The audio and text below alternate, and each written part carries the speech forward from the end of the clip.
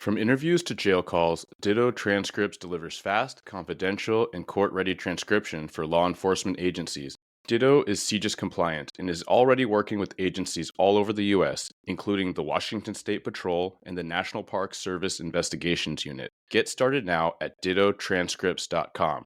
That's dittotranscripts.com. To hear details about all the applications of Ditto Transcripts and exactly why this is a key solution for your organization's workload issues, check out episode 232. You train for the threats you can see, but what about the ones you can't?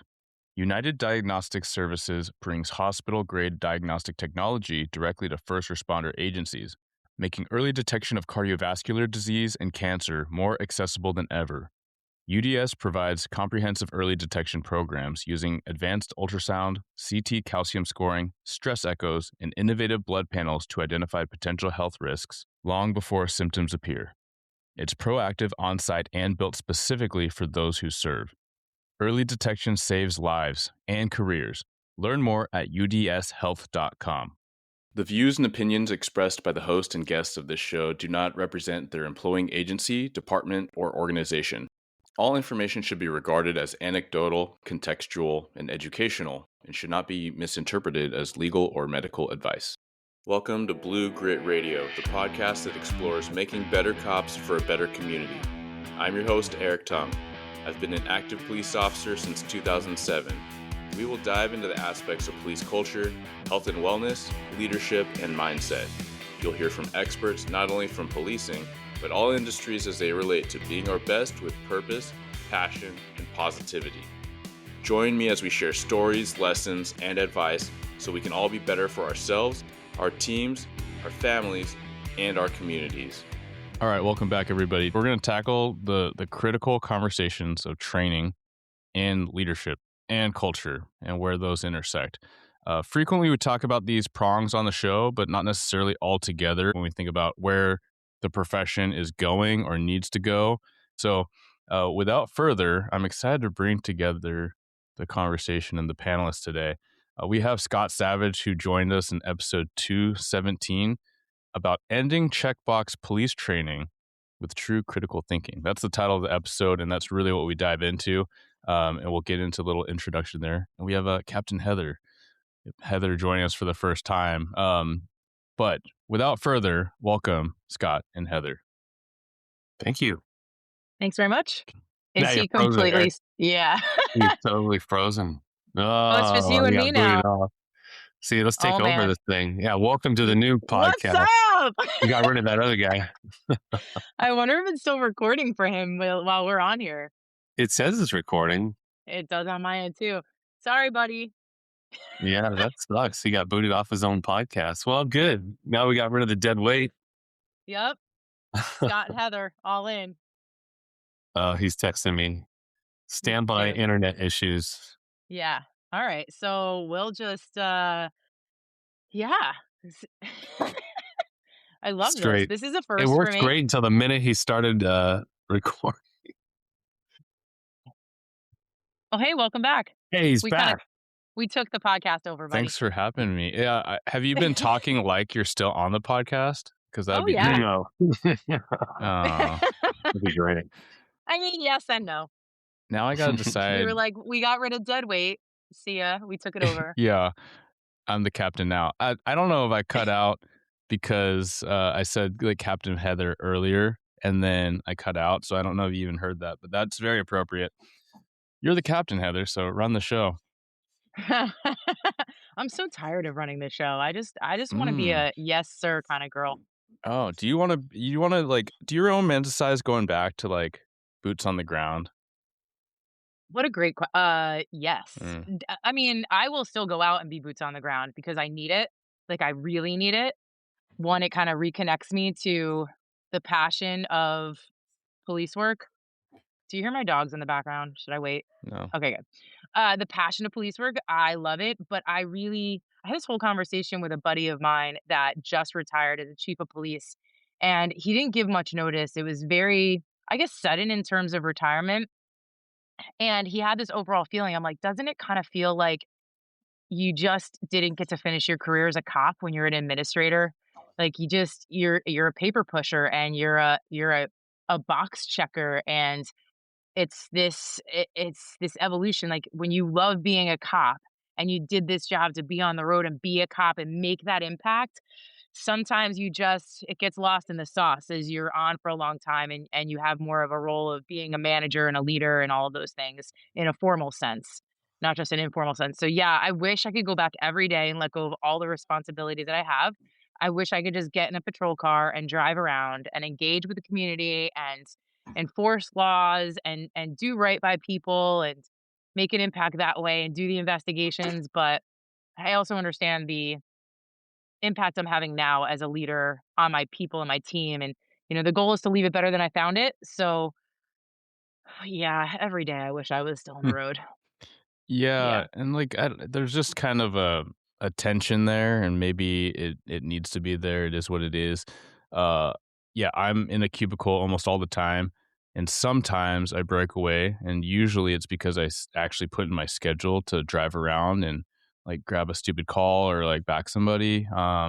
And it's those moments that really like put a smile back on my face because I'm like, this is the stuff, and then I feel kind of like I want to like remind people how awesome it is, but I'm like, well, that's kind of dumb because I mean, with the right context and the right people, they can get that. I think inspiration. I can get inspired by how excited some of my younger officers are for like doing the job. But it'd be kind of I could see how it could be misreceived if it's just like, hey, you guys do this all day, all week, all the time. I went to 2 calls. That was kind of cool, right? Like, remember how connected the community are? Remember the important work you do? Okay, cool. I'm going to go back to my desk. Like, I could see how that would be not received the best way. Yeah. I was literally just talking to Scott as, you were dealing with the technical issues, and he was asking about the storm we just had with, the 16 inches of snow. And I have the benefit because I'm at the level I'm at that if the university goes remote, I go remote and I don't have to be in there. So, those are the times where I really turn around. I'm like, thank you all for being here. Like, I don't have to get out in direct traffic. I don't have to go out to that crash in the snow, in the cold, and freeze. Like, I can choose to stay in my little warm bubble. And so that's when I'm like, oh, well, these are some benefits. But, man, the adrenaline of going to calls, like, nothing's ever going to beat that. Like, ever. Just never will. Yeah. How are you feeling, Scott? You're fake retired. You ran a legit first responder career, on the red side, on the blue side. For those that haven't listened, do listen to episode 217 to hear more about Scott and his career, and now running this awesome burgeoning, is that the right word? It's the training outfit is Sure. is doing great. So you're not retired. No, and people, I retired from law enforcement in 2023, and then people ask me, do you miss it? And honestly, I guess the answer is no, because I feel like I did it all. Like I got a chance to do that for so long, and like you mentioned, before I was a cop, I was a paramedic. Before I was a paramedic, I was an EMT. So for since 19 years old, this is literally all I've been doing. And so that's a pretty long season to be working outside, and working, doing shift work and all that kind of stuff. And so, I got my fill of that. I definitely miss the adrenaline, kind of like Heather mentioned. It is, was still fun and still exciting, even, you know, up to my last year on hearing those types of calls coming over the radio, right? That there's something that's just very exciting about trying to control chaos or, when a suspect runs from us and trying to outsmart them and outmaneuver them, and all that kind of stuff is really exciting.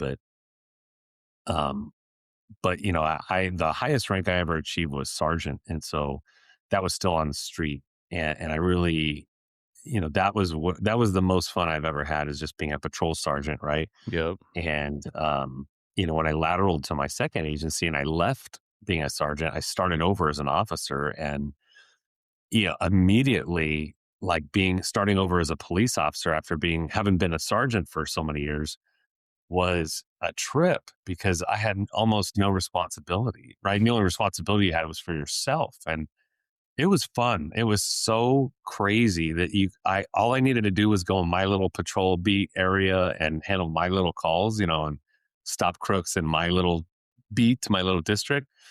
I didn't have all these other responsibilities, and it got back to being just the fun part of the job, which, man, is kind of fun, right? I definitely encourage everyone to become a sergeant, move up and do all that stuff, but there is something really just fun about just being a regular person, right? Not having all these other added responsibilities. Mm-hmm. Yeah. Sarge is awesome. I mean, what a cool role. You're like hybrid. You're really, I mean, you should be with your troops a lot. You see some people that they take a back seat and they're at their desk like as much as I am, which is really sad. Um, and I mean that proverbially. I'm not observing it in my circles, but we all know that archetype. Um, but at the same time, like so much influence, like so much actual translation of, you talk about command intent, like who actually makes that work? It's the sergeant, or who doesn't make it work? It's the sergeant, for better and for worse. So, yeah, huge opportunity there. Um, I'll just say this because I'm not sure exactly how I'm gonna do this episode, like the start, but I like how this organic conversation started. But in case I cut it earlier than when we started, I did a more traditional intro, and then like my internet went out, which is awesome for the person hosting a podcast. Um, but these two are resilient veterans in the space. So in any case, like we were kind of talking about initially when we were bouncing some ideas around about like training and the intersection of training and leadership and the progression and direction of police culture. Because without training, what are we doing? So critical. Heather, Captain Heather, very. If you didn't get a sense already from just her like missing the street, like she's a tried and true like practitioner that trains. She trains other people because she has to understand it. And we were talking about that one time. So that's fantastic. I mean, some people show up because they have to, and some people show up and watch, and some people don't show up as police leaders. So good on you. But I want to turn it over actually to Heather. If you could do a little bit of an introduction of yourself. Well, I am Heather Glogolich, which you probably just can't pronounce my last name, so that's why you said Captain Heather, Yeah, I which is didn't want to. I totally didn't want fine. to try. Oh, it's not easy. You know, my maiden name was Jones, and I always joke with my husband about how I should have just kept it because it was easier, but it's fine. Hmm. Glogolich it is. But yeah, I mean, I've been a cop for a little over 22 years. I had no idea that this is where I wanted to go. There was no one in my family that did it, and I fell in love with it in high school when I did a ride along, and I've just been in love with it ever since. And I see that, and everybody's like, "There's no way you love policing that much." And yeah, there are plenty of times where I wanted to quit, but along this long journey of where I'm at now, I've just been able to learn so much and make so many impactful relationships. And impact is really important to me, and that's why I do this job. But we were, bringing in talking about training, and that's probably been the one aspect of my career that I've loved having the opportunity to be a part of the most is helping people see in themselves what I see in them before they even see it, or telling them what's possible. And I don't know how it works for you guys, but I'm in New Jersey, and it's just, while it's a smaller state, it's so densely populated and there's so many people. And when things happen in just another county, we don't know what's going on. And I always thought it was such a small little circle I had at my agency, and that there was no outreach, and the possibilities that I see now I would have never known were possible. So it's been really nice to see that transcendence of my career to be able to have friends on the West Coast that were, Hmm. I would go out to California. I'm like, hey, you want to hang out and see each other? Or I meet people online on social media, and then I get out for a class, and it's like I've known them all along. And so, just introducing myself that way is, a journeyman in this profession, and a connector, I guess, is how I see myself. And, personally, I'm married, I have 4 children. My youngest just turned 10, my oldest just turned 19, Hmm. which makes me feel super old. And yeah, I'm a captain of the police department. I work for a training company called the Justice Academy. And I own my own company called Empowered Policing because I think that's what we need to do. We need to stop, using words like defund and abolish, and start talking about funding our police department, especially with training and manpower and the ability to give them more resources, not take away the ones that we already have. So that's me. Yeah, I love it. And you said a couple things that I really want to highlight in context to the conversation about being a sergeant and deciding if you want to promote. And I think what that was when you talked about how you get lit up when you see that potential in someone else, and that's that mentor coach. There's that true type of supportive leadership. And I think for me, that was a really good point in my career, the pivot point where I was like, yeah, maybe I should test for sergeant, because I loved helping people out. I loved like taking people under my wing, or when people came up to ask about what I was doing in my career or what helped me, just really taking that mentorship role. And then there's a tipping point for me where someone else's successes just got more exciting and felt more meaningful than my own achievements. And maybe this is me reflecting at, like, quote unquote middle age at 40, but like I don't mean to sound a certain way, but I've achieved a lot on paper, and there is a part of me, because I was raised to achieve, that I'm like, okay, like what else? And there's a part of me that's hungry because I feel like I need to, or I'm lazy. But then there's also a part of me that like, it's just more stuff. So what really matters, right? And that's where your underlying impact really resonates with me. Um, so yeah, I really appreciate that little intro, Scott. I love that you said Oh that, yeah. and let me just like, and I think Scott's going to agree with this. There's a difference between people, right? There are the people that are driven by certain motivators, and then there's self motivation and self discipline that really drive you to be a certain way. And as you're talking about that, you were raised to achieve. I look back and I don't know if that was ever a pressure put on me by my parents, but there were values instilled in with me, like you don't quit something you start. Hmm. When you're part of a team, the team is what matters, and you can't really teach that. And I don't know if Scott can attest to this, but when I made sergeant, there wasn't a whole lot of training to become a sergeant. It was like, hey, reviews these SOPs and review the calls and how you're going to have to manage them.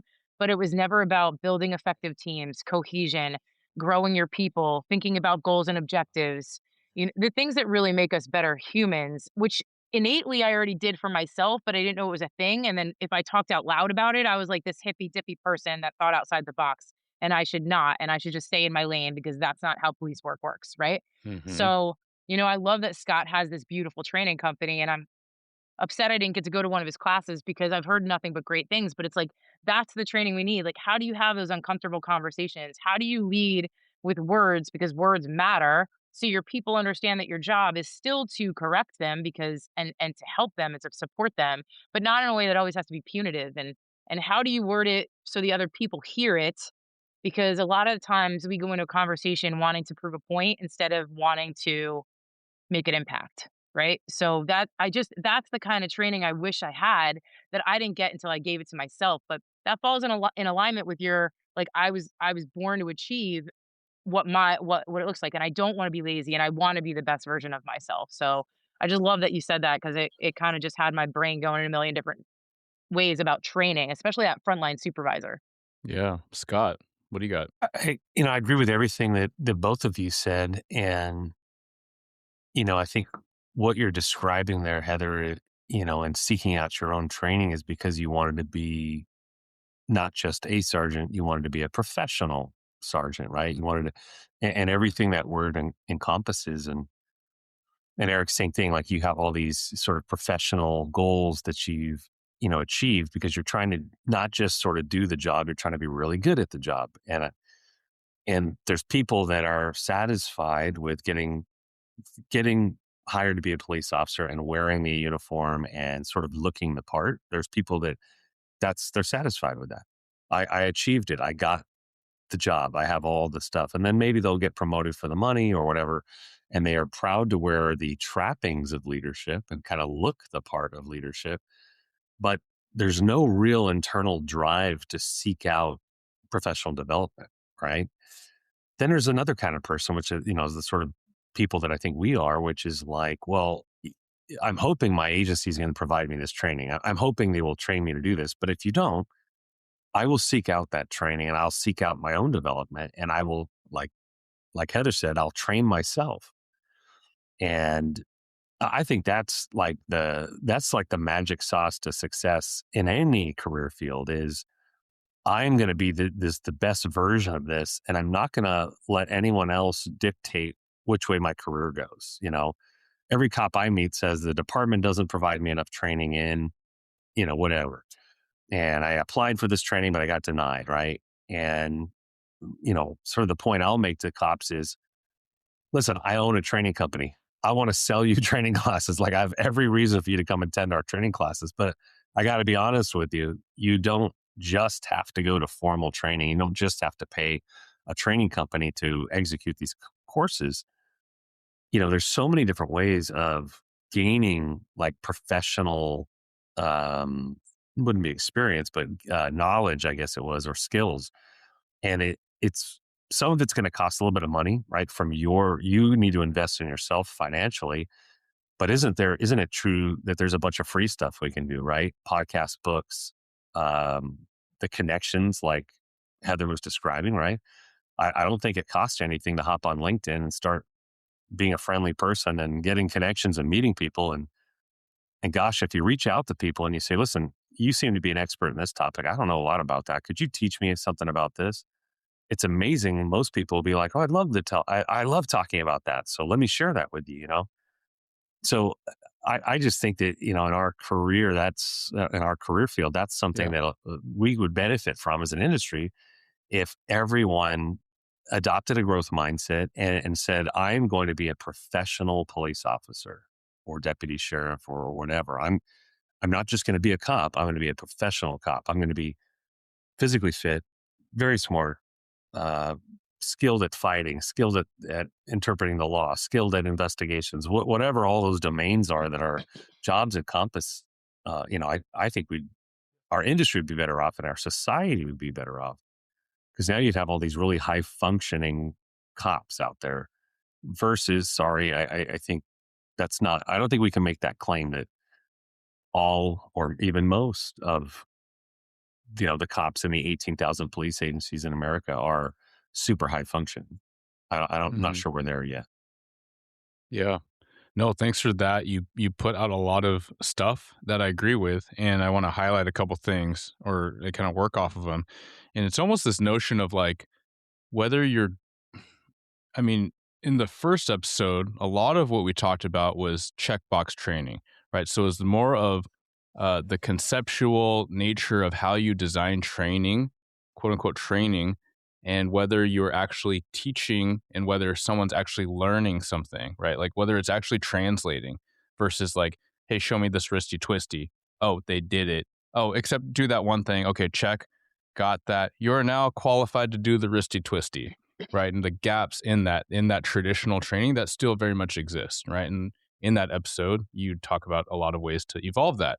Um, but even in this professional development, even when we talk about something more conceptual, and more idea based, like leadership, let's say leadership training, right? Where you talk about building trust, you talk about communication, emotional intelligence. Cool. Like I put in for my training. I want to be a supervisor one day. I want to grow as a leader. And my boss told me no. Well, crud. I guess like this agency isn't supporting me in my goals and developing or whatever. I take my ball and go home. Well, it almost strikes me like that type of person that could get a ton from books and podcasts and hitting up someone on LinkedIn and picking their brain and listening to seminars, webinars, things of that nature that are very free 99. They were approaching that awesome training that might be super legit, like as checkbox training, where they just wanted to put it on their training resume, right? They wanted to put it on their Mhm. little thing. They could talk about it when they test one day, but were they really going to learn any of the things there anyway? Because they weren't actively or aren't actively learning any of the things that they have readily available to them now. Yeah, that's right. And a lot of agencies say, or a lot of officers say, well, my department should be the one footing the bill, right, for whatever this training is for my job. And I totally agree. Your department should be footing the bill. That makes perfect sense.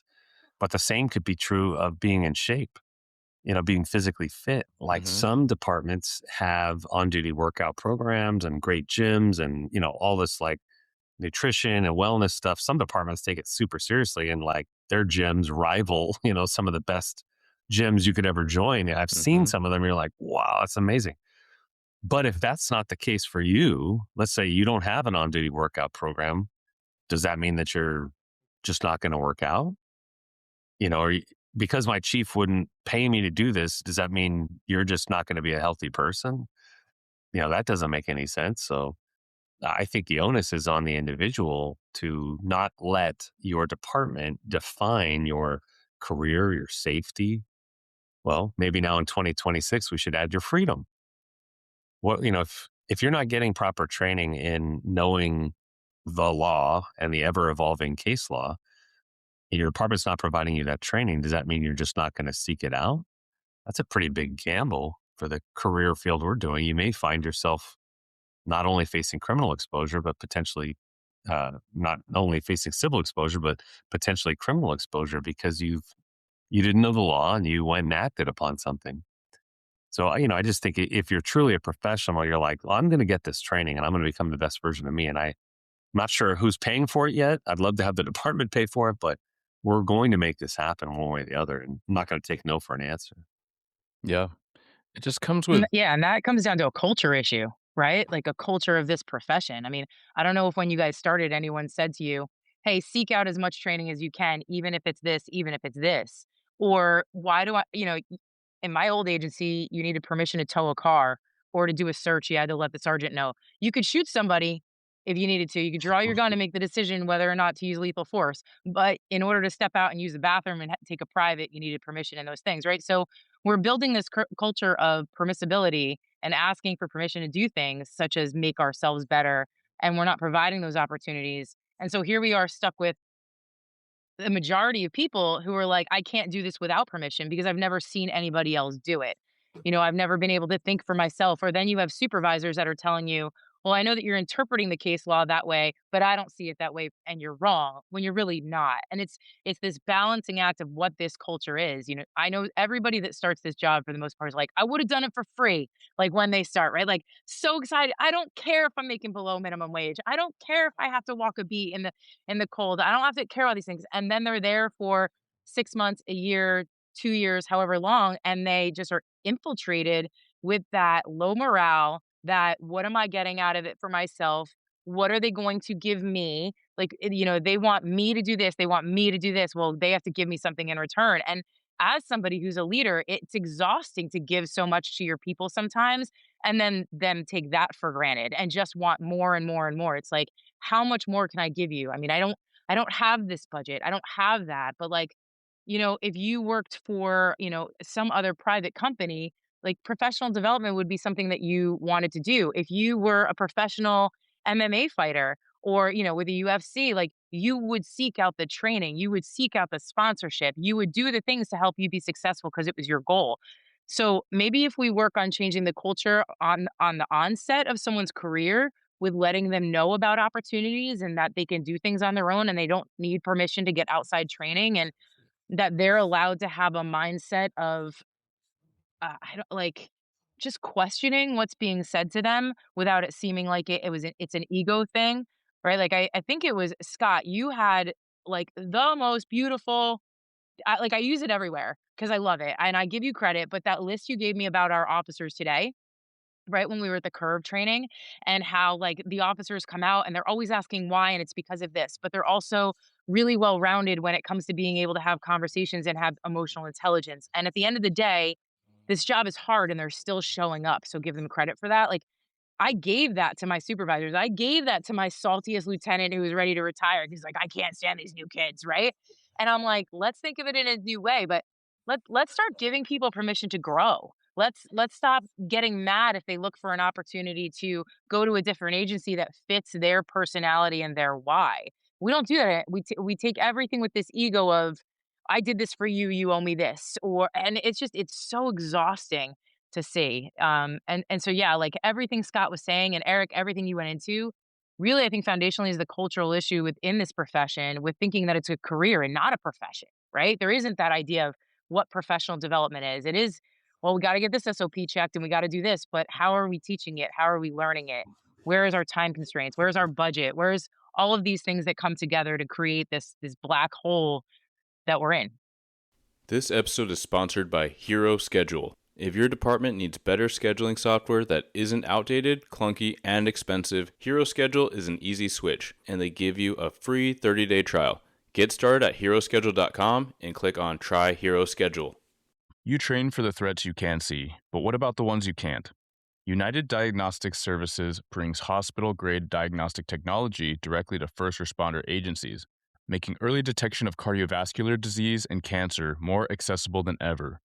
UDS provides comprehensive early detection programs using advanced ultrasound, CT calcium scoring, stress echoes, and innovative blood panels to identify potential health risks long before symptoms appear.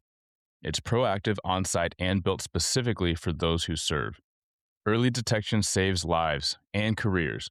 Learn more at udshealth.com.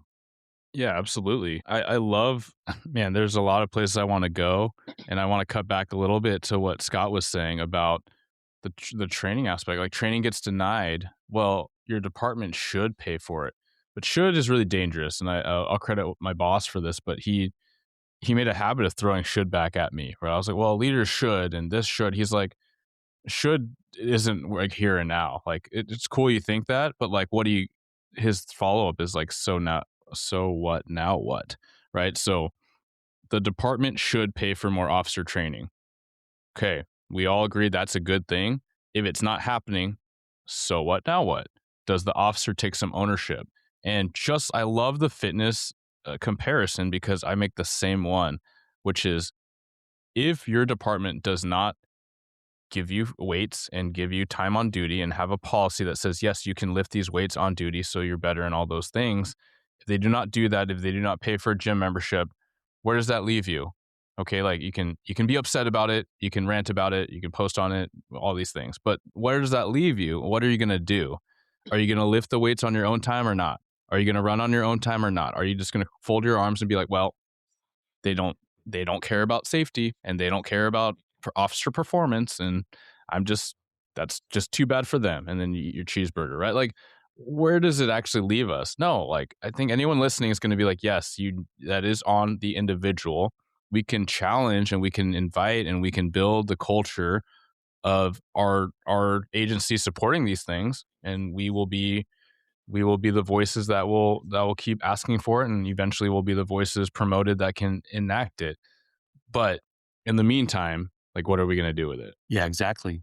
And so I guess, to play out your scenario, if the department doesn't allow you to do on duty workout, and does that mean you're going to get fat and out of shape, and to show them, to prove it? I'll It show almost you. feels I'll, like I'll some get fat people, and out of like, shape. they might not consciously say that, but it almost feels like the human nature aspect of, like, rebellion or pride would say yes. Like, it almost feels like that at times. Maybe not that overtly, but in one circumstance or another. But then, it's if you think about it, take a step back and you think about those types of stuff, like who's really hurting from that? Who's really suffering from that? Well, it's you, right? Your health. And the same could be said of most anything that is training related. If you are not trained in some crucial domain in law enforcement, whether it's physical fitness or shooting or legal knowledge or defending yourself, and then something happens, well, who suffers the consequences? It's you, the individual. And if you're facing criminal exposure, civil exposure, or God forbid, being injured or killed in this job, you saying, well, that's not this isn't fair because they didn't train me. It's like, well, yeah, that's true, but that doesn't save you from a bullet.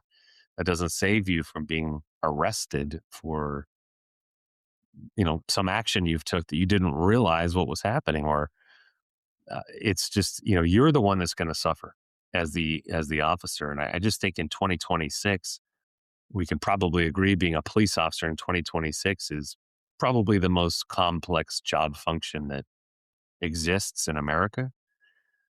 More is being asked of you than anyone else I can think of, any other career field. And so you have to be your own advocate for yourself. Like, I'm going to protect myself from this huge liability that I face every day as a police officer. I'm going to protect myself and insulate myself. And, one way to do that is by gaining experience, right? The phrase is based on my training and experience. That's true. Having experience, there's no replacement for it. It allows you to see things that novices don't, right? You're an expert. You see things novices don't. You can make quicker decisions and whatnot. The problem with experience is that we have to wait for you to acquire it. Experience is great, but what you gained from it, you gained after you needed it.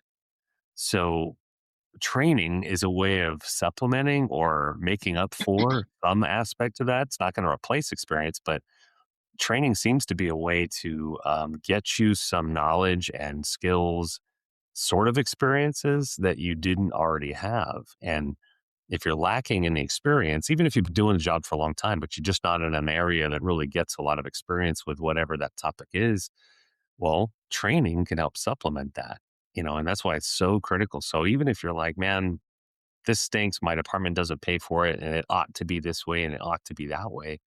Well, yeah, that's true, but it's also true that now you're going to have to do it. Okay. Sucks. Your department's not really backing you on this, but you're going to have to do it. And Heather said something earlier about asking for permission, and that made me think of there are departments that I know of that somehow believe their employees have to get their permission to attend training on their off days, Hmm. which, let's take a step back and think about this. This is a free country, comrade. Like, my employer can't tell me what I can do on Saturday. If I want to go to a training class paying out of my own pocket, of course. And I've met people that say, no, our policy is we have to apply for that, even to go on our day off. And I'm like, I don't think they With can their own deny you money? that training. But that just shows you what a weird level of asking for permission. So that's what I thought of when you said that, Heather, is, asking for permission to go to training on my day off. I'd like to better myself. Is that okay? And I'm paying out of my own pocket. What a weird industry we have. It's very much happening in New Jersey, actually. Mhm. Because of everything that happened when the last attorney general was in with street cop training and everything. There was just this liability umbrella that happened with it, and so there are agencies here that have said no. Even on your own time, if you're going to go to something that you would bring back that may affect the agency, we need to technically approve it. And so my argument was, well, what if I want to go back for my degree?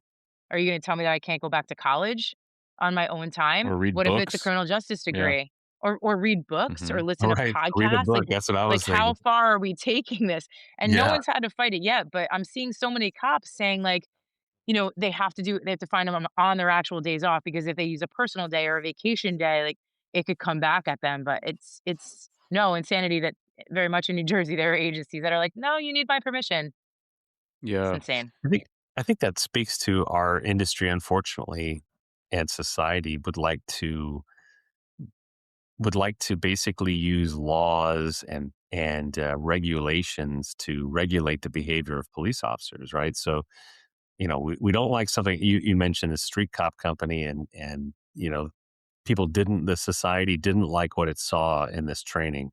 So now, as opposed to penalizing the person that was responsible for that, let's penalize the officers by making them apply for training on their day off. And we're going to have new laws and new rules that we're going to get these cops into compliance. Well, that sounds good in some legislative, hearing or whatnot, but that the unintended consequences of that is that now cops aren't going to training because it's like, well, I'm not filling out 7 pieces of paperwork and waiting 3 months to hear if I got approved so that I can go to this class. It's just too much headache, right? We've made it so hard. And the same kind of thing is happening with, well, we don't like how this officer over here used force on video. So now we wrote a whole new law that's going to make it illegal what he did. And it's like, well, okay, that's fine, but did that solve the issue? Because you're just saying we're going to punish people if you do that. It's like, well, let's figure out why that person did that in the first place and try to prevent it from happening again, not just make consequences for if you do it again, like you bad little boys and girls. And that's just unfortunately how a lot of our industry operates. Just like we're gonna get these little bad boys and girls in line. We're gonna make them comply. Yeah, it's the broad stroke, knee jerk type of responses, whereas the context really matters, right? Because someone can go to, let's just say, training company A, and it presents five main topics, and four of them are amazing by the public opinion is this is all right on. The one was like questionable, but how that person brings back that topic could be done in a matter of ways. They could say, hey, this is like the end all be all of topic number five. I don't care what y'all say. They might have authority, they might have rank, might have influence, or they can say, hey, I also learned about this. what do you all think? And even in a simple roll call type of briefing, a lot of learning and development and counterpoint can happen that leaves everyone in attendance to that room feeling much stronger on the topic, not so much about concept number 5, but stronger because they all understand their laws, their policy, their training, their culture, how they will respond as a team to this type of scenario or this type of um, problem, right?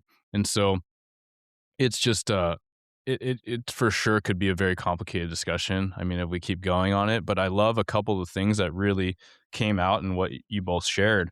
One is that, I mean, on that topic specifically, not training per se, but on having to apply for things and having to get approval for things. Like, we are then training the culture to not make decisions. And what do people say they want officers to do? And what is the biggest challenge these days, as you say, Scott, in 2026? It's, you're trying to make decisions based on all these factors, all these laws, policies that are honestly continually shifting, right? The social and political dynamics are continuing to morph and adapt. We need the most nimble, resilient, performing, optimized, critical thinkers out there. And the landscape is always changing. Do you want them to be able to make decisions? You're asking them not to by doing all these types of things. Hey, Sarge, want to tow this car. Okay, you're training them to not know how to discern whether they should tow a car or not, right? So there's all these downstream consequences to that type of, we'll call it micromanaging, right? There's a time and place when you don't have the trust and the credibility and the time together, the relationship. So let's just say there's this terrible unit that you've inherited as a leader. It might be fair because you don't know the unit, you don't know the people, you don't know their dynamics, what they do, to have your finger on the pulse and ask questions about everything that's going on. That might be very appropriate. But outside of that, we know what type of environment that creates for workers. It's distrust. You don't feel trusted, you don't feel valued, you don't feel like a part of a team with open communication. Yeah, true. And Heather, oh, it's at my old agency, it was interesting. The they issued me in addition to other guns, they issued me an AR-15 with high capacity magazines, and I had 6 or 7 of those, and all the ammunition I wanted anytime I wanted to go shooting at our range. No problem. I had access to shotguns and less lethal launchers and you name it, all kinds of cool weapons. But one day the sighting system on my AR went down because the battery went out. So I needed to change the battery. And so I started looking around for batteries, AA batteries for my sighting system. And I was kind of newer to the agency at the time. It's my second agency. And I'm like, hey, can somebody tell me where the hell the batteries are? I've looked everywhere in this building. And I cannot find, I figured like they're by a pens or where's the office supplies kept, right? And an officer goes, well, you got to get a sergeant to get those. And I was like, come on, what? He goes, no, they're locked in a cabinet and only the sergeants have the keys. And I was like, that's not true, And he's like, no, it's true. And I went and found a sergeant. I go, because I remember I lateraled over as an officer. I go, hey, sergeant, sorry to bother you. I think I'm being set up, by the way. But anyway, somebody told me I got to come to you and you got to unlock have to unlock the batteries. And he's like, that's true. He's like, they are locked over here and I'd be happy to unlock them for you. So he unlocked them and issued me a battery or two for my machine gun, And I was like, does it strike you as ironic that I can get all the guns and bullets I want, but that, you have to unlock the batteries for my sighting system? And he's like, it is. But, I guess officers were taking too many batteries at one point. And I was like, okay, sir, sounds great. I'm going to go in service now with my new sighting system up and running. That's just an interesting snapshot about what we trust our cops with and what we don't. It's like, you're not smart enough to figure out when to tow a car, but here's your machine gun. You can have all the bullets you want for this thing, yeah. Makes no sense. Yeah.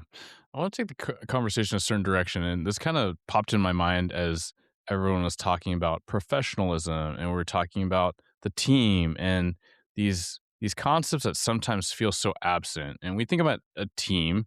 Let's take sports. And as those close to me know, I'm not an avid sports fan, but I'm increasingly intrigued because of the carryover for team dynamics in sports psychology. But when we think about a team and why people have to work together and how they figure out how to best work together, it's to win. Like ultimately, their goal is to win. It's to win the game. They have a set of rules, they acquire points, right? So, and we think about like where policing needs to go, why we have training, what makes us professional, what does winning look like? And how do you, I'm curious what you both think when we bring in this concept of winning for the police profession. And maybe that would help a lot of listeners orient for their own teams, their own culture of like, what are we driving towards? Like, what is the mission here? What does winning look like? Whew. That's a really, I think, a layered question to answer because at the end of the day, the goal is to go home, right? Like at the end of the day, that's the number one goal. But that has all these layers that go with it. Is that, mental health awareness and creating a space for people to be emotionally intelligent and emotionally available. Is that also the physical fitness aspect of being able to go home? Is it, being able to survive a shooting and have the tactics and all of those things? Uh, but like when you talk to so many police officers and people in law enforcement, like I think a lot of their goal winning is retirement, right? Without being indicted or dead. I mean, and that's really sad, but when you think about the leadership level of policing, our goal is to succeed in what the mission of the agency is. But if you ask the people in the agency what the mission statement of the agency is, I bet you not one person can like recite it back to you usually, right? It's very, very rare. So it's that common goal of success. And I don't know if an organization can have a barometer of what winning looks like in policing because there are so many unknown elements that come in, right? Whether it's internal affairs or the changing environment, politically, economically, where you're set up. Like, what does winning really look like? And it's so independent to every agency and where they are. I can tell you that winning for me is making sure that my people know that they can balance home and work and that they're living the life that serves them the most and that we're impacting our community in a positive way. There are these, like I said, there's layers to that answer, but I mean, like part of our mission statement, it's so long and it focuses so much, and this is going to sound insane coming from me, but it focuses legitimately on recruiting women, and that really does down to the bone bother me because I've never wanted to segregate just like I want to be able to have that diversity aspect and people feel like they can get the job if they're worthy of being there and they've reached the goals to get there, but that's such a focus. So to me, just having women meeting a goal isn't success. It's like having this team that shows up and there's cohesion and there's the ability to feel like you're in a safe space to say if something's bothering you or and like being able to have a mental health day instead of a sick day. Like those are the barometers of success that I look for as a leader. But I just don't know if I can personally talk about what finite success looks like for a police agency because so many people okay, we didn't shoot somebody and cause a riot. We didn't, there wasn't like our crime stats went down.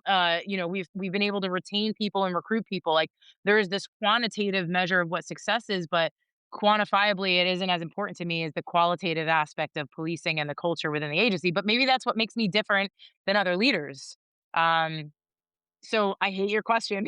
No, I don't have an you answer. can hate my question, but I love your answer. And here's why. All right. Because when we had when earlier Scott was talking about um who loses in this scenario when training doesn't happen or training happens poorly, the officer and the community, right? And that's why everyone starts this job. Well, most people, the large majority, community, they want to help, they want to serve, they want to protect, they want to do this hard, exciting, sometimes fun, but this hard stuff, this necessary stuff. And yes, it's okay to like have your own reasons. Like, hey, I want stories. I want to go live some stories. I want some adventure. I want some excitement. I want to do this stuff. I also want to develop myself. I want to prove to myself. I want to model to my kids. I want to prove to my the people that counted me out, right? The bullies of society, whatever. Like we all have a mixture, a kind of formula in there. But when you talk about winning, Heather, you weren't prepared for the question, but you hit on all these things that are really critically important to you so long as you live your life in the way with the values and wearing the badge the best you can, how to take care of your people, how to show support, how to show up for the community, and all the layers that go into that. And I think that's where we're missing, because we talk about this on the show, which is like the agency doesn't care, because it doesn't have feelings. It's not a living, breathing thing, but it is made up of the people within it. So if everyone thought for a moment or a few moments, or took a weekend and wrote down some notes and came up with some phrases and some ideas, they would all come out better, having a strong knowing of what their mission is. Because if they're achieving their mission or they're getting close to it, then I think that's winning.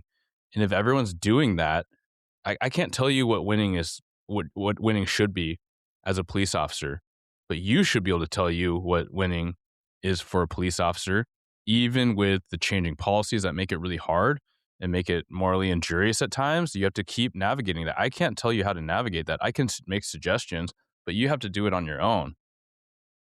Yeah. I mean, I can give you a beautiful example of winning, especially when it comes to training. I mean, I've always felt that people go to training and then if they don't bring it back to the agency and it doesn't get enveloped into the police officer that they are, like what is the point, I guess? I never I mean, I always feel like it's important to go, but like what are you bringing back? Like training isn't just for you, it's for everybody. And so when I send my people for training, I say be ready to come back and talk about it and teach. Hmm. And so we had the opportunity to send some women in law enforcement from New Jersey to a couple training classes out in the Poconos, ran by an independent company. One of them was vehicle centric defensive tactics. And for me, I thought it was like getting someone out of the car, but it came down to us protecting ourselves in the car. And Mm. I've never trained that way. Never, not once in 22 years have I ever said, get in the car and have somebody draw a gun on you and see how you can react with getting off your seatbelt, moving, throwing the vehicle in reverse, doing all these things. Well, I brought two of my female officers with me because it was like a gift to New Jersey women in law enforcement from this company. And as we're there, I'm like, listen, I'm sending you two, but I have an expectation that you turn around and you teach this in roll call and you do this. And so it was a couple weeks after we all came back, and Corporal LaRocho was one of the women I brought with me, and she just all of a sudden like pulled up on her Sergeant Barton at like after roll call, and he was like in his car, and she's like, "I'm shooting at you. What are you gonna do?" Right? And he's like, "What are you talking about?" And she walked through so many stuff in about 20, so many things in about 20 minutes of what she learned and like how to be like aware of where your seatbelt is and where your gun is and how to move and how to pull somebody in and hold them close and all these beautiful little techniques to adapt and improvise and overcome a situation. Not an hour later, he's at a drive-through picking up food, and somebody having a mental health crisis attacks him inside his vehicle. Like, what are the Whoa. chances, Yeah. right? And he does everything that Arocho told him, and he lived. And the other guy got in and was on top of him and trying to drive the car and stealing it and assaulting him. And he held on and he knew where his gun was and he held on to his gun and he didn't let it taken from him and he kept his foot on the brake. He couldn't get it to drive. He tried to key up, like, he did all of these things that she walked him through. So you wanna talk about, like, a success story of empowering her to feel as though that not only was she getting the opportunity to get the training, but to give it back, right? So Yeah. pay it forward is my big thing all the time. It's like, that to me defines winning. Like, that's a success story within that, and it's just like, is the best thing I can say about what to do with your training with your people. I have an expectation that they are allowed to bring it back and teach. So, Scott, do you have anything on what Heather just shared about? I mean, that is winning, in clear illustration. No, she shared that video with me and I watched it. Now, it was incredible. And that's a testament to the instructors that actually taught the class. They were clear in what the salient points were and they were able to present them in a fashion that caused transfer, right? So because then the corporal was able to remember those things and then go out and recite those things and teach those things. And, good on the sergeant for being receptive to this probably young officer coming in and saying, I learned something new, right? And you could be like, oh, get out of here kind of thing. But it sounds like everything was working pretty well, in that fashion. And so that's a good model for all of our trainers is when you're teaching, let's make sure you're doing it in a clear way that your main point is getting across.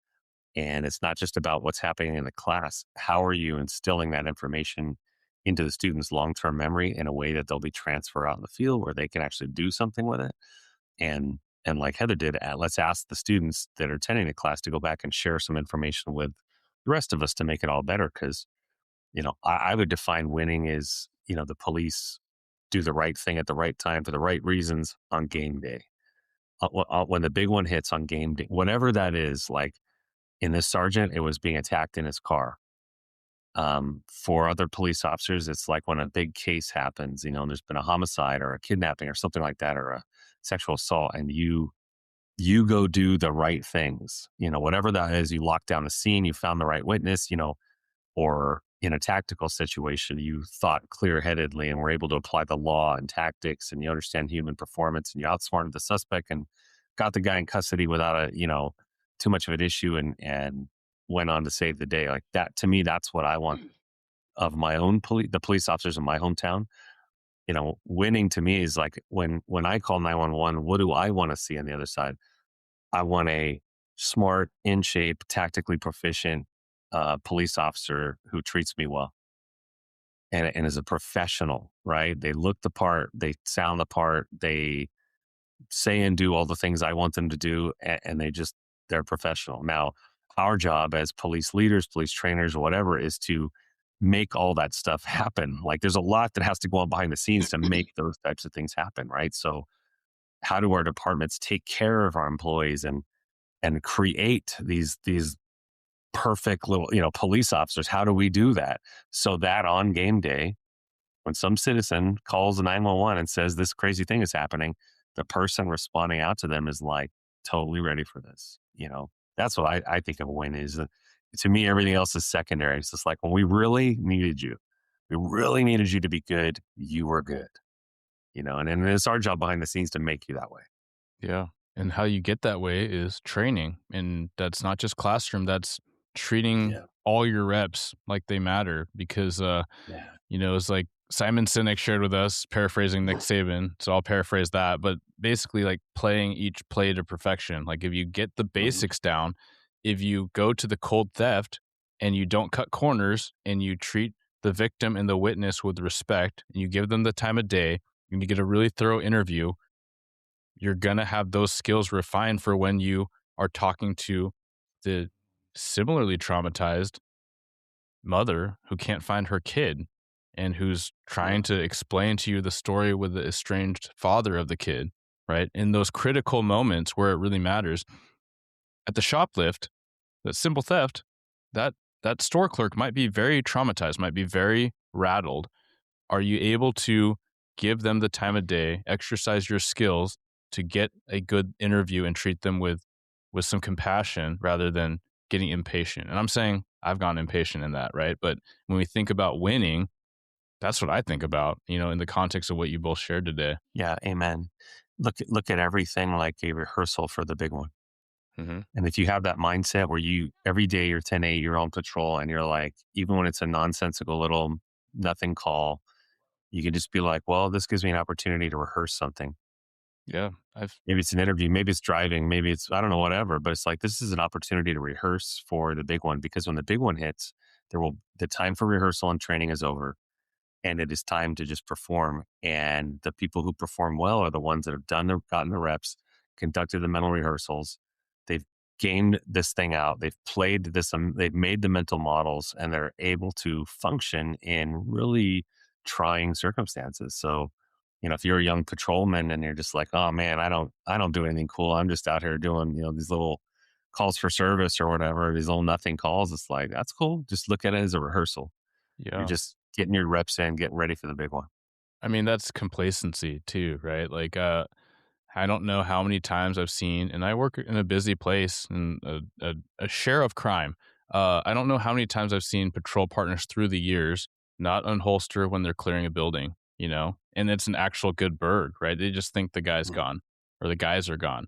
But I've also found burglars where there's no damage inside, right? Oh, it might be an oversight. Okay, it might be an oversight. It might not be an oversight. So, are you going to actually use the awesome training and tactics that you were instructed on?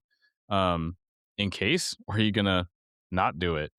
So, and we could go a lot of different directions there. Let's talk about the curve in closing, because we all got to meet in person at the curve massive, which was super rewarding. Not to share too much of like my experience because I'm hosting you both. So why don't we go to Heather? Let's talk about meeting at the curve. What is the curve? Uh, What's your take on the curve? The curve is this. I feel like it's the mastermind, like Pinky and the Brain, right? Everybody kind of coming together, wanting to make a change. I mean, that's really what it comes down to. And it, I think I still have a little bit of imposter syndrome from being there. I was like, how am I in this circle of these incredible people? And I manifested that. I'll be very honest. I saw Simon Sinek speak at the IACP conference in San Diego in 2023. Oh, And as he was on stage talking about the curve with Chris on stage, I turned to my chief and I'm like, I'm going to work alongside that man someday. It's going to happen. I was like, I wow. love That's him. such I a love everything he has to say. Like, it's happening. And then he's like, "Yeah, okay, Heather, whatever, whatever you say." I'm like, "I guess you don't know me real well enough, chief." Um, and so then, 2 years later, I'm in San Diego and I'm at the Willie conference and I'm speaking and I come to find out that I'm talking to Angela, Chief Angela, Mhm, and she's like, "Oh yeah, I'm gonna go out to dinner with Simon and Chris tonight." I'm like, Simon Sinek?" And mhm. she's like, "Yeah." I'm like, "Can you just tell him I love him?" Like strictly platonic, like in a, "Oh my God, he's my Michael Jordan Yeah, of leadership." respect. Mhm.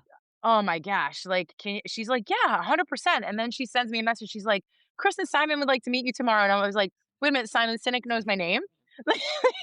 And then I got to meet him in 5 minutes of conversation and talking to him about my recruitment and retention efforts, and him and Chris are like, "You should come to Aspen." And I was like, "I will go anywhere with you. Like, I'll put in time off right now. Like, what are we doing? Mm, I'm on. Like, I'm on the curve train. Let's go." And going in that room with nothing, no expectations at all. I walked out of there with my cup being filled up in a way that I didn't even know I needed. Being around like-minded professionals throughout the country that really just want to make an impact and a difference, coming from an environment where I was feeling super negative with some of the people that were in my circle. I loved everything about it. I mean, I loved our conversation at dinner that one night. Scott's training was super impactful to me, like so much so that I have given him credit and used it in so many different ways. yep. Just meeting Chella and Angela and hearing the different perspectives and getting to be with Misty because she's my girl, and the intimate dinners and just the way we were treated and the excellent customer service that was afforded to us in a way that was just so holistic and genuine.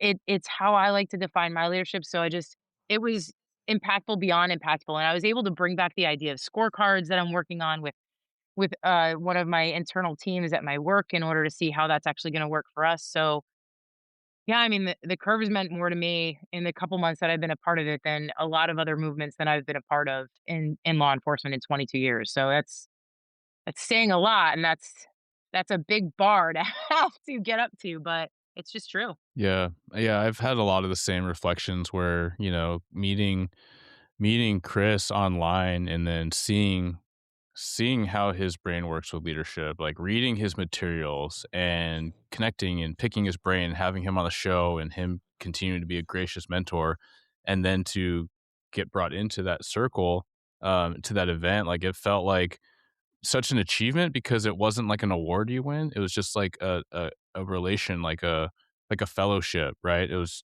just by virtue of the work I'm trying to do.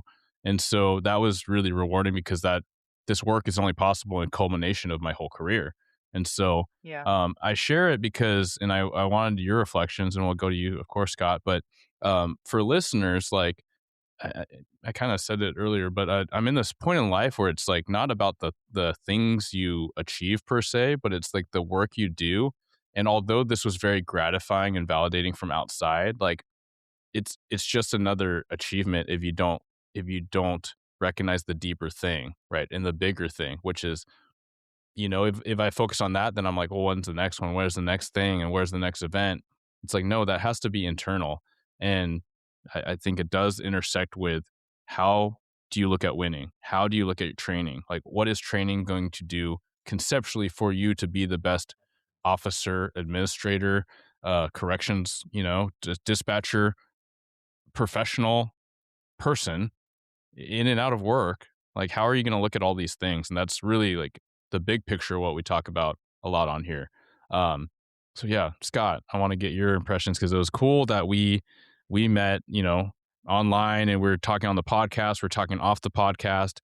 Found out you knew Chris from way back when, SWAT buddies. So yeah. What was that experience like for you? Hey, the curve is a social movement. I thought of the curve as being a think tank, but and speaking with Chris, he's like, no, it's really a social movement, and this social movement is trying to professionalize the profession of policing, trying to professionalize it, and then there comes that word again, and Chris Young, Simon Sinek, Jack Colley, and Doug Shoemaker, a few others are part of these sort of founders of this social movement, and they're bringing in folks like ourselves along the way to say, why don't you come join us and help us? And so the retreat that we were all at um, was a chance for us all to kind of just share some ideas and talk about different things we thought would be relevant to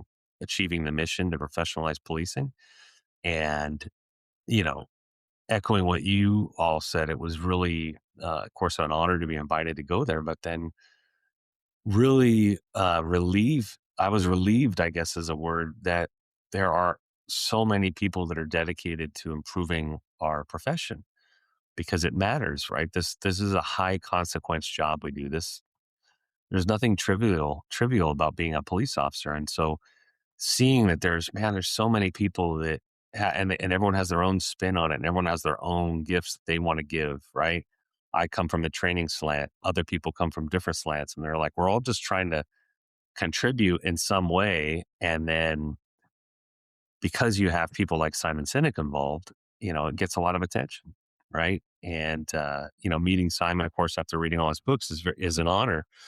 And I was really moved by the fact that it occurred to me as I was talking to him, and I told him, I go, I just want to thank you for doing this because you don't have to, right? There's no reason you have to involve yourself in such a controversial and such a complex sort of wicked problem of saving people's lives, right? And trying to prevent the police from having to kill people that maybe didn't need to be killed, and also keeping cops alive. And he's like, no, I want to be involved in this kind of thing. So, that's really inspiring because this is obviously a person that doesn't need to involve himself with this stuff if he didn't want to. Hmm. He's got a very, very successful career. He doesn't need to do this. So it's really cool, and I would just encourage people to kind of check it out. If you go to the website, the Curves website, Hmm. there's some articles and there's stuff you can consume there. And I look at it as it's really just getting started. I think that website and maybe future events to come is just going to keep getting bigger. So introduce yourself to it now if you haven't seen it, and follow everything on social media, and just start to maybe consume some of the foundational documents they have there, which is kind of like, what is the curve trying to do? What are we sort of trying to achieve, and what will it look like when we get there? How will we know? Right? Those are, I think, some questions that are still being answered right now. I don't know that we're done. I don't know that we can say this is exactly how we're going to do it, but man, we're sure trying, and it's really exciting to be part of it. Yeah, I love that. That's thecurve.org. And yeah, I think the point of something like this, it's a moving target and it is a movement. And it's, when I posted about going, at first people were like, man, like how do you get part of the curve? And like what is it? And I'm like, I'm in real time trying to figure that out. But I think you describe it well, as many people have. It's a movement, and I had a post that was kind of like, about being in the room, and it's like if you are of the volition and you're of the values to make policing better, whatever that looks like for your neighborhood or for your country or what have you, then you're a part of it. Like if you're doing the work, if you're having the conversations, if you're leading with your heart, that's what it's about. Like it's going to look different for all of us, but when it's about values and how you show up for people on their worst days, for the vulnerable, as the curve defines policing, like protecting the vulnerable. It's that stuff. And so I'm really excited to be just aligned with it and being along for the ride.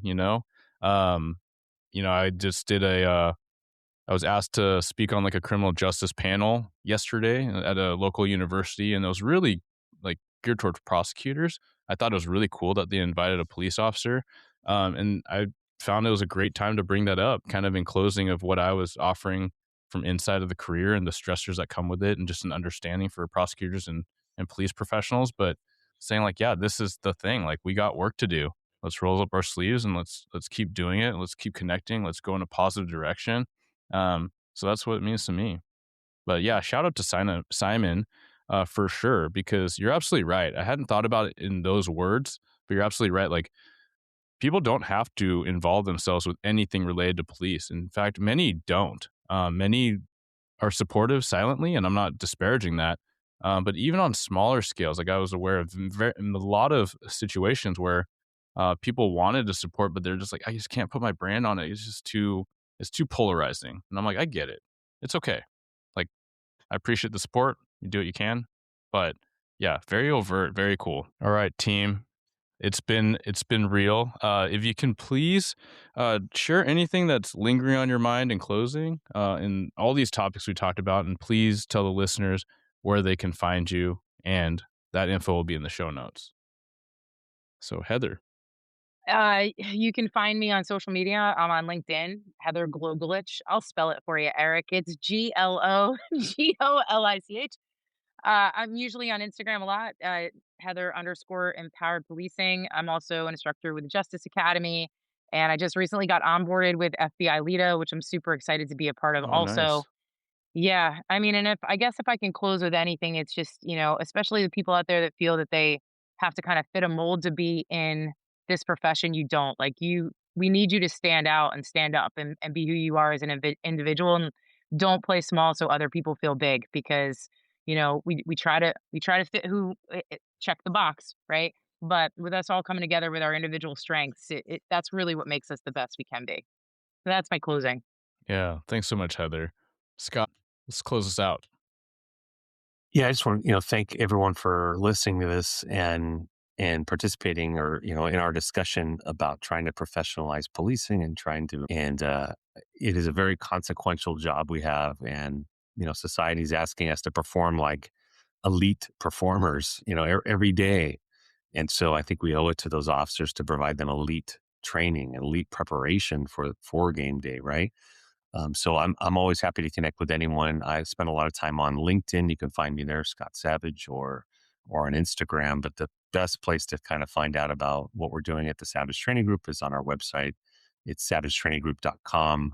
Of course, we advertise all of our training there, where there's a lot of free downloads and videos and podcast interviews, stuff to check out if you're interested in becoming a professional police officer. And everyone should be. All right. Thank you both so much for this. Thanks, Eric. Thank you. Thank you for tuning into another episode of Blue Grit Radio. As always, support this community by subscribing, giving us a 5-star review, and following, liking, and sharing posts on Blue Grit Wellness on Instagram. You can reach me there or email me at bluegritwellness@gmail.com. Be well and stay gritty.